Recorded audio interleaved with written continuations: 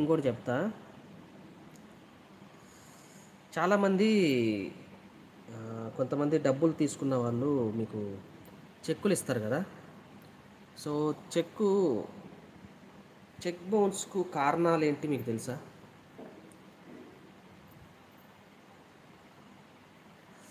Okay, okay, పర్లేదు Rajyalakshmi madam. So దాని గురించి చెప్తా. ఒక 2 మినిట్స్లో కంప్లీట్ చేస్తాను. 2 to 3 మినిట్స్, ఎక్కువ టైం తీసుకోను, నాకు కూడా టైం అయింది. చెక్ బౌన్స్కి కారణాలు ఏంటి? మనం ఎవరైనా డబ్బులు తీసుకున్న వాళ్ళు కానీ, లేకపోతే మన దగ్గరే చెక్ ఉన్నప్పుడు ఆ చెక్కుని తీసుకెళ్ళి ఒక బ్యాంకులో మనం చేసినప్పుడు ఆ చెక్ బౌన్స్కు కారణాలు మాత్రం నేను చెప్తా. కొన్ని పాయింట్స్ ఉన్నాయి, అవి మాత్రం ఎక్స్ప్లెయిన్ చేసి చెప్తా. ఒకవేళ వినాలనుకునే వాళ్ళు వినండి, లేదు అయిపోయింది అనుకుంటే ఓకే.